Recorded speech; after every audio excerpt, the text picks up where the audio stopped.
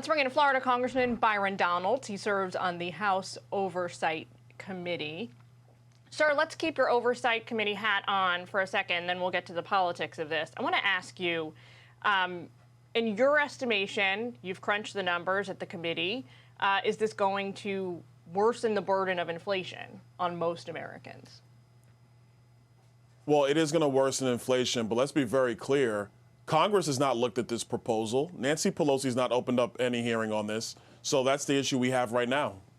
Nobody knows how much this is going to cost. It's a real problem for the American people. They don't know what they're doing at the White House. Is it, as some have touted, a Hail Mary by the president ahead of the midterms? It absolutely is. The man is buying votes. That is what he's doing. He's taking an illegal action, an action he doesn't have authority to do, in order to reward his base. If you look at the demographic breakdowns, this is basically going to Democrats who went to college, who have student loan debt, who do not want to pay for it.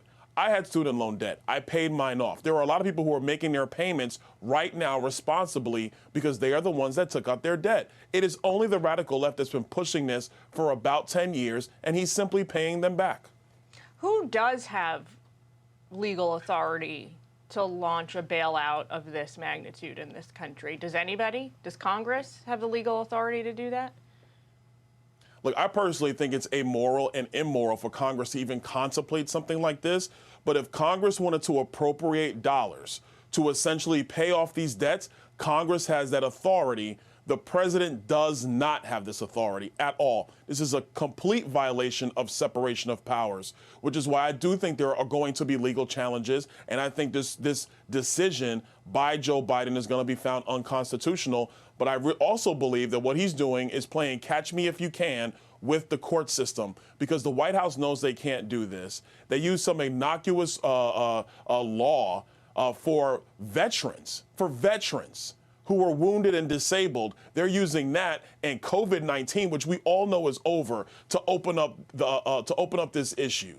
They simply don't have the legal authority to do it. I think there are going to be challenges. Well, Republicans are certainly now looking to capitalize on this bailout as well. One conservative group is blasting this new ad out over the weekend. Take a listen. Want to be a struggling artist? College is on me. My kids don't need fancy things like school supplies or new shoes. I work for you, theater major. So whether the White House is hoping the debt relief will boost the party's chances in November or not, critics are calling it an obvious play to pull in younger voters. One op-ed out today calls it a Hail Mary pass. Another says it's designed to buy votes.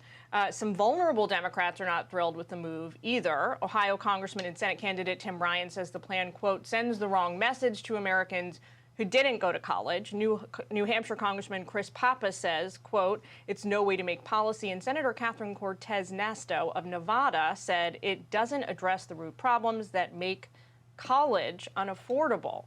Sir, it seems to me that that's the big kahuna here. Put the optics aside, put the politics aside, put the legality aside for a moment. Does this policy encourage universities to continue to exploit students by perennially hiking tuition to the point where we now grossly outcost every other country on earth when it comes to university? It absolutely does. When you do a massive forgiveness like this, the only thing it's going to do is tell the university systems that they can charge more, because at some point down the line, somebody's going to come along and try to pay this bill in the future. Let me be very clear to the American people. If this happens once, some future Democrat politician trying to get votes will promise to do it again. So we cannot allow this type of moral hazard to exist in the United States. To the Democrats running for the Senate in Ohio, Senator Masto out in Nevada, let me be very clear. They might be talking tough now, but if this was a vote on the floor, they would vote for it, because they voted for every other radical policy that Joe Biden and Nancy Pelosi has brought to the American people. So I think we got to be very clear on this. This is not about Republicans pouncing.